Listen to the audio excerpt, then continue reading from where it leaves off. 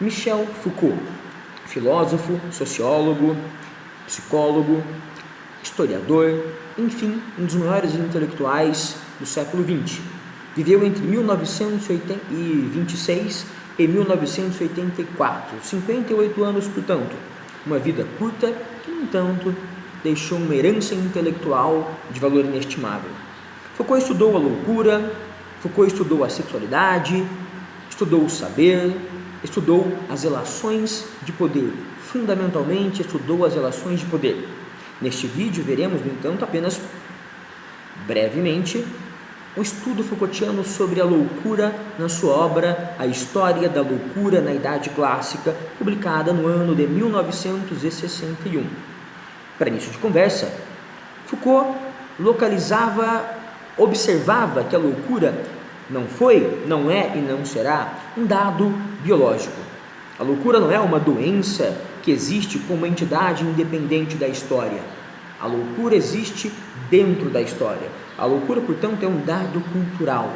É uma construção cultural que está subordinada, portanto, às regras, às relações de poder de um determinado tempo em uma determinada região. A loucura existe, é criada em uma cultura e morre com essa cultura, dando lugar a uma outra loucura que pouco tem a ver com a anterior.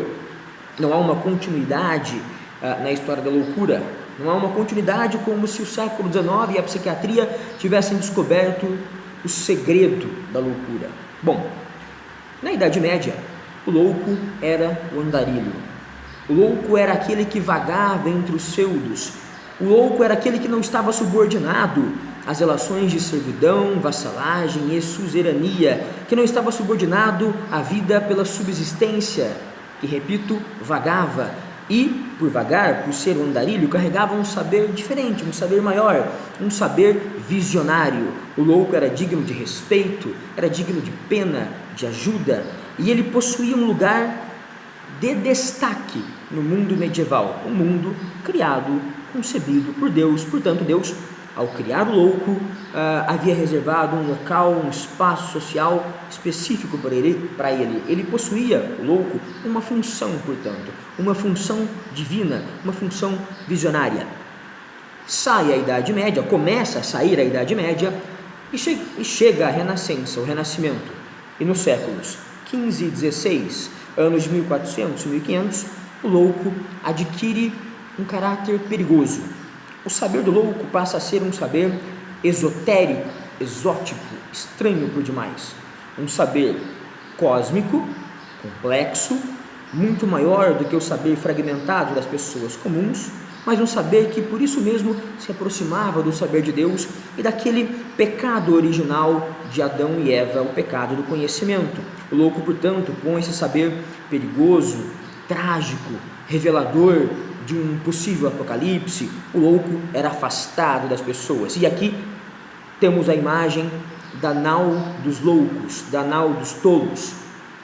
Os loucos, comumente, frequentemente no Renascimento, séculos XV e XVI, eram colocados, os loucos de uma região determinada, de um povoado, de uma cidade determinada, eram colocados em uma mesma nau e jogados ao mar, jogados ao rio, jogados às águas, para a sua própria sorte. Esperava-se que eles encontrassem o seu destino, um destino não imaginado por aqueles que, sadios, lançavam esses seres amaldiçoados ao mar. Aliás, a água, como a cura do louco, existia no Renascimento, na figura das naus dos loucos, e voltará a existir em terapias psiquiátricas do século XIX. Então chega para Foucault a Idade Clássica, séculos XVII e XVIII, anos de 1600 e 1400, e o louco, de um portador de um saber exótico, cósmico e perigoso, passa a não portar saber nenhum. O louco passa a ser um objeto negado, silenciado. O louco passa a ser um não saber, o erro, o errado. O louco passa a sofrer um diagnóstico da razão, do racionalismo cartesiano, e é simplesmente anulado. Portanto, a partir da segunda metade do século XVII, os anos de 1600, notadamente a partir de 1656, quando o governo francês abre o Hospital Geral de Paris. O louco, a partir dessa época e desse contexto hospitalar, ele passa a ser encarcerado, preso, separado dos demais cidadãos, pois ele é o erro, ele não deve existir em contato com os outros, ele é a ignorância, ele é a não razão. Aqui entra o mundo dessa dicotomia, o mundo dessa oposição, razão e não razão, razão e loucura. A loucura deve ser separada, segregada, silenciada e anulada a todo custo. Os loucos não eram apenas os sem razão propriamente ditos, eram mendigos, andarilhos, eram mágicos, libertinos, alcoólatras, prostitutas, todos colocados como categoria de indivíduos que não deveriam estar com os outros indivíduos. Aliás, no final da Idade Média, no Renascimento, não havia só como fenômeno de exclusão anal dos loucos, havia também uma ocupação dos antigos leprosários por esses loucos no Renascimento, séculos XV e XVI, mas é no século XVII que localiza uma grande internação, um grande movimento racional cartesiano para silenciar aqueles que não possuem a razão. Então, chegamos, após a Idade Clássica, séculos XVII, XVIII, anos de 1600 e 1700, chegamos à Idade Contemporânea, ao século XIX, a nossa época.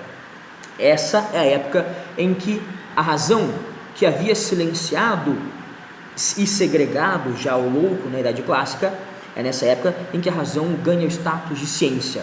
A razão se torna psiquiatria, e a psiquiatria, com todo o seu aparato de manicômios, hospitais, relatórios médicos, cursos universitários, pareceres, a razão, por meio da psiquiatria, passa a encarar o louco como um doente que deve ser tratado em separado da sociedade. A loucura passa a ser então um dado biológico, século XIX, uma doença que deve ser extirpada, que deve ser tratada por banhos de água fria, banhos de água morna, choques elétricos, lobotomias.